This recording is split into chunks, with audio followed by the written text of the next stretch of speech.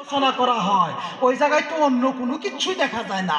তারপরেও মাদ্রাসা ভাঙচুর, তারপরেও কোরআনের বিরুদ্ধে আলাপ আলোচনা।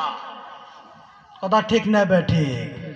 তো ভাই মহতরম দুস্থ বুজুর্গ, ভিতরের ইমান নাই, ইমান না থাকার দরুনে আজকে এরকম পরিস্থিতি মুসলমানের সারা বিশ্বের মধ্যে। ওদিকে সোশ্যাল মিডিয়া, প্রিন্টিং মিডিয়া এগুলো খারাপ না, এগুলোর মধ্যে খালি ফতোয়াবাজি করে কোনো লাভই নাই। কথা ঠিক না বেঠিক?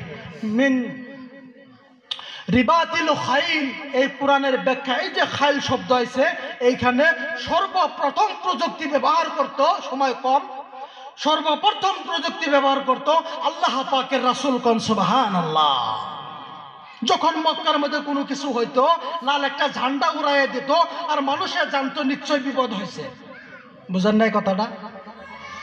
প্রযুক্তি সর্বপ্রথম ব্যবহার করছে আল্লাহ পাকের রাসূল। কোন সুবহানাল্লাহ। পাহাড়ের মধ্যে দাঁড়াইয়া লাল ঝান্ডা একটা এরকম করে লাড়িয়ে দিত, মানুষে মনে করতো মানুষটার বিপদ হয়েছে। ওখানে রেলের সামনে দেয়, দেয় না গো?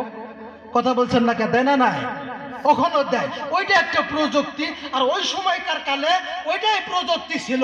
ওইদিকে ওখান বেরিয়েছে social media, printing media, YouTube, Facebook আছে না নাই, গুগল, এগুলো আছে না নাই? আপনি যা কিছু লাগে ওইখানে সার্চ করবেন, আপনার আয়ে গেছে গা।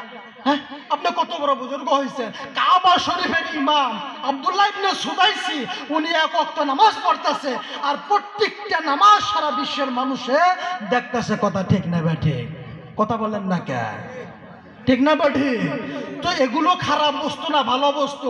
এগুলো দিয়া ওই যে ভিডিও হইতেছে দেখেন, অল্প পরে যখন ভিডিও ছাইড়ে দিব সারা বিশ্বের মানুষে দেখবো। কথা ঠিক না বেঠিক? এখানে দেখতেছেন 500 জন মানুষ, 1000 জন মানুষে দেখতেছেন, অল্প পরে এটা হাজার হাজার লাখো লাখো মানুষে দেখবো।